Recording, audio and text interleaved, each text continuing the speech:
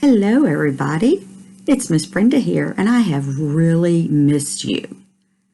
I hope that I can just spend a little bit of time with you on one of our children's church lessons that we would have done back probably in the beginning of May. Our story is going to talk about some things that happened in the book of Acts. And the book of Acts is in the New Testament. And it follows, or it's a continuation of the book of Luke. And the book of Luke talked about Jesus's ministries, and the book of Acts talks about how the disciples of Jesus started their ministry. So really, it's like a bridge between Jesus's ministry and the disciples' ministry.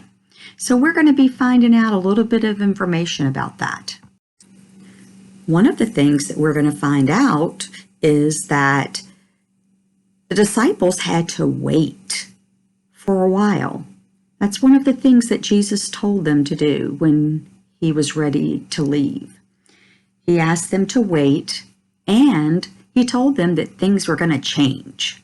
So let's read about this part of Acts. The story is called Jesus Goes to Heaven, or sometimes it's called the Ascension Story. Do you know what ascended means, or ascension? It just simply means to go up.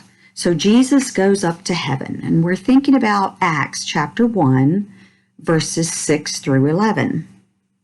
When the apostles were with Jesus, they kept asking him, "Lord, has the time come for you to free Israel and restore their kingdom?" He replied, "The Father alone has the authority to set those dates and times, and they are not for you to know. But you will receive power when the Holy Spirit comes upon you." Can you flex your muscles like this? Because the disciples were going to receive powers. "And you will be my witnesses, telling people about me everywhere, in Jerusalem, throughout Judea, and in Samaria, and all the way to the ends of the earth." After saying this, he was taken up into a cloud while they were watching, and they could no longer see him.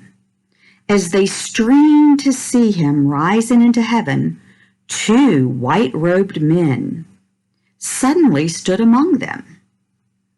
"Men of Galilee," they said, "why are you standing here staring into the heaven?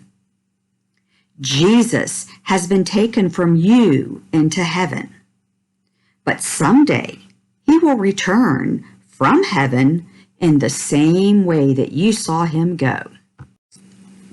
So let's think about Acts 1, chapter 8. "You will be my witness in Jerusalem, in all Judea and Samaria, and to the ends of the earth." Can you say that? Let's shorten it a little bit. "You will be my witnesses to the ends of the earth." Acts 1:8. Let's try that together. "You will be my witnesses to the ends of the earth." Acts 1:8. You know, I wonder how Jesus' disciples felt as they watched him go up into heaven. I bet they had lots of different emotions. What do you think? Do you think they were amazed, or confused, or surprised? Maybe some were even angry or sad because Jesus was going to leave them again. And they didn't want him to do that. They wanted him to stay with them.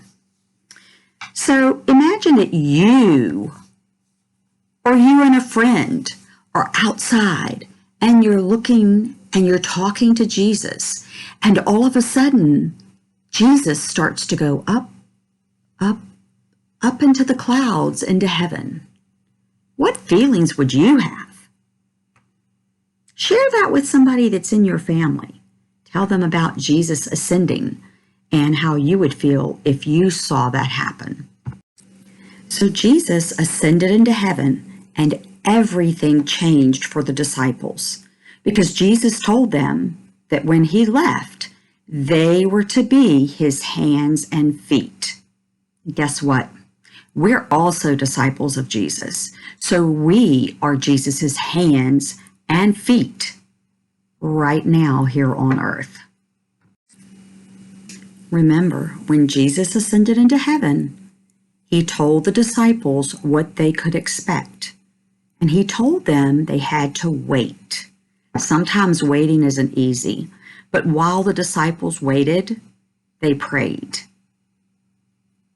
I can only imagine that they were probably praying for answers. What exactly did Jesus want them to do to be his hands and feet? They knew that they were supposed to go tell everybody about Jesus, but were there other things they were supposed to do? What can you do to be disciples of Jesus? What can you do to be Jesus's hands and feet?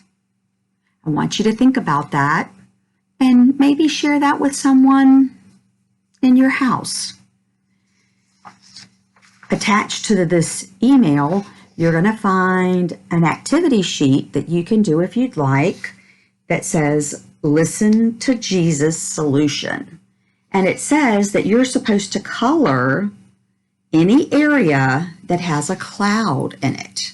And once you've done that, it's going to give you a message. Or if you're not really into finding out that message, like maybe you're a little bit younger, here's a color sheet that you can do. Okay? So let's say a prayer before we go. And you repeat after me. Jesus, we are your hands and feet in the world. We are witnesses on the move for you. Help us move where you need us most. Amen. All right, that's it for today.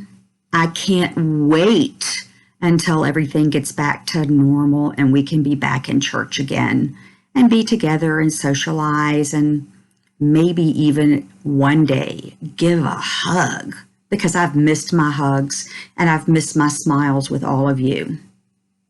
Have a great week. Bye-bye.